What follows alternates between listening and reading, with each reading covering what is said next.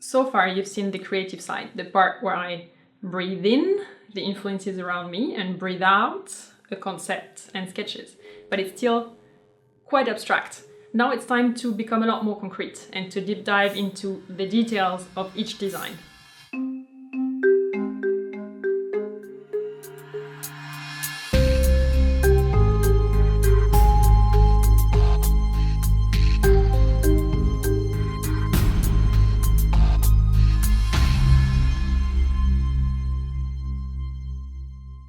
I like to know roughly what each piece in the collection is going to look like before I move on to the patterns.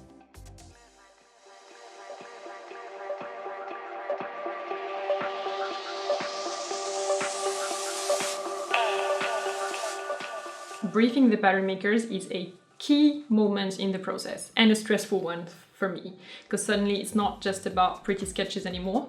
I need to plan how everything is going to be held and sewn together, which fabrics I'm choosing, what my budget is, what the target prices are, etc, etc. It's like a wake-up call. Stop dreaming, you need to start making decisions that will have a huge financial impact down the line.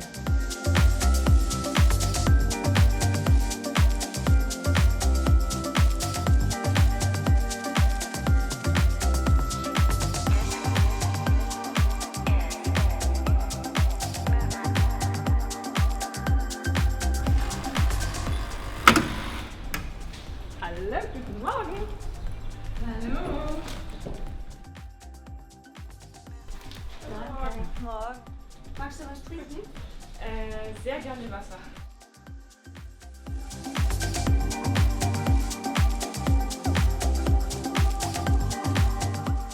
So first the concept. I'm coming from the Japanese idea of wabi-sabi.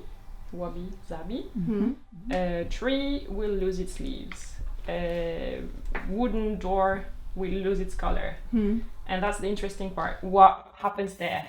Mm-hmm. Over which you don't have any control, and you can just see how randomly shapes and textures just emerge.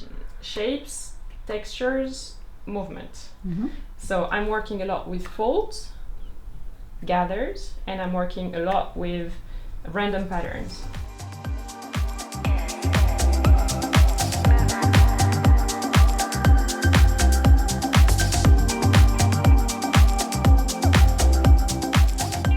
I enjoy working with them because they challenge me. They create production patterns every day. So if I forgot something, if my idea is not doable in production, or if it's too expensive to implement at scale, they will know and they will tell me.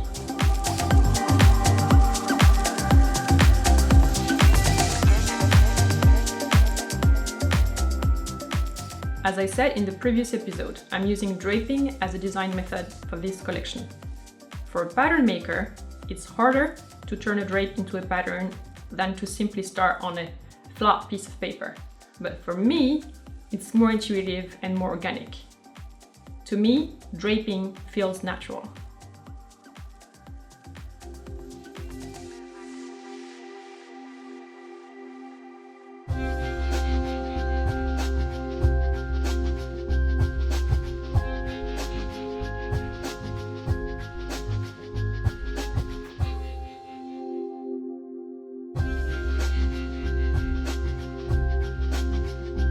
Cheers! Cheers!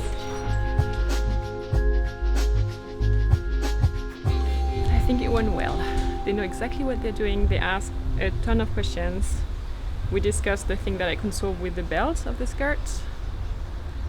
Yeah, it really went well. One problem less.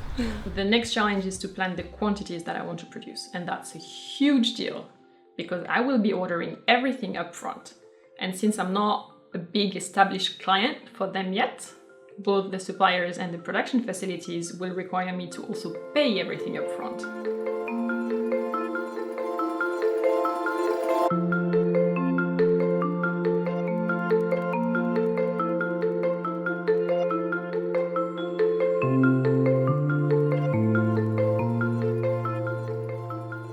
Welcome to the world of cash flow calculations.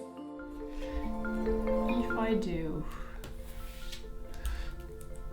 I had XS, S, M, Now I do S, M, L plus 2, so 5 sizes and 2 sizes bigger.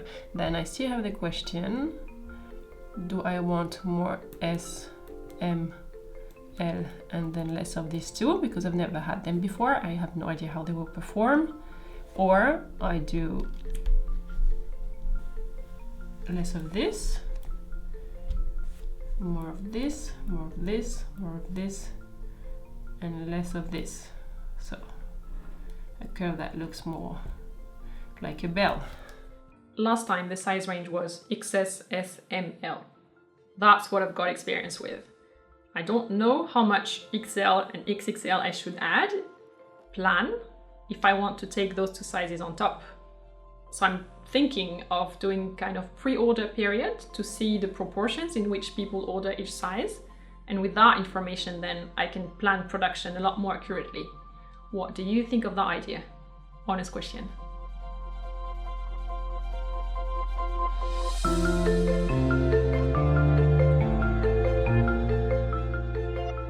While the pattern makers are working, I'm preparing the tech packs. A tech pack is a document with all the information and detail that they need for production.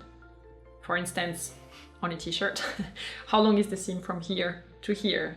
And how long is it from here to here? And where are the size label and the care instruction labels going to be sewn in? Everything is in there.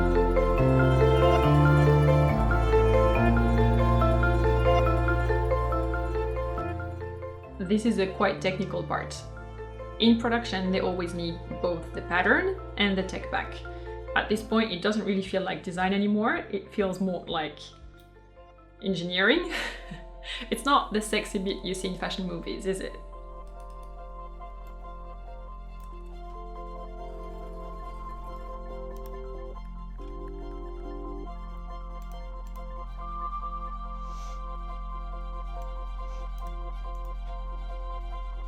At this point, I also need to decide on fabrics and colors.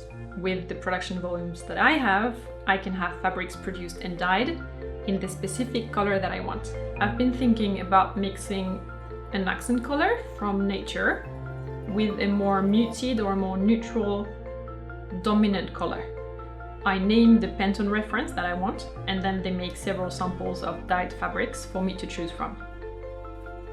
They're called lab dips, and when you look at them, always make sure that you have good daylight. For me, everything that has to do with color gets decided at noon next to a window, because that's the best light. I ordered more color cards, and now I'm shopping for yarns too, because I want to integrate machine knitted pieces into this collection. The great thing is that if you're knitting, you can get any custom design that you want. There are no limits. The bad thing is that I've not worked like this before, and the design that I want is quite complicated, also they say. But if it works, it will look great. As I'm filming this, I have the yarn, it's decided, I know which one it's gonna be, but it has not been knitted yet, so let's wait and see.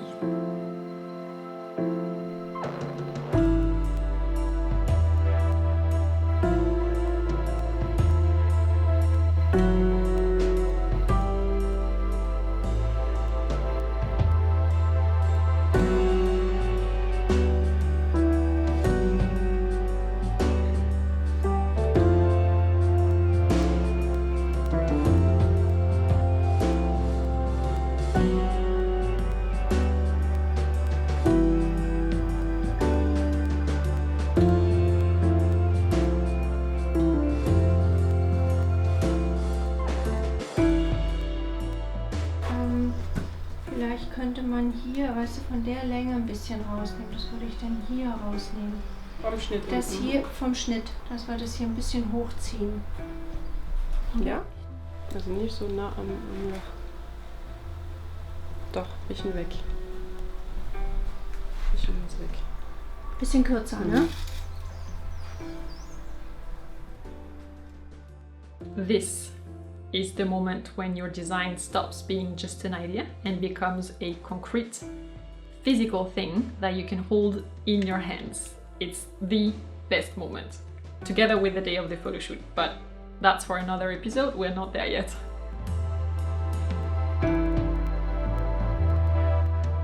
I'm getting prototypes, fabric samples. For instance, this t-shirt is in fact just a fabric sample. It's not the actual pattern that I plan on using at all, but it is the final fabric that I picked. It's a tight knit. I love the way it falls and the way it feels on the skin. It looks like we're so close to the end, touching samples, seeing colors, but actually it's still a very long way until the finished collection. Coming up. The size labels did not arrive.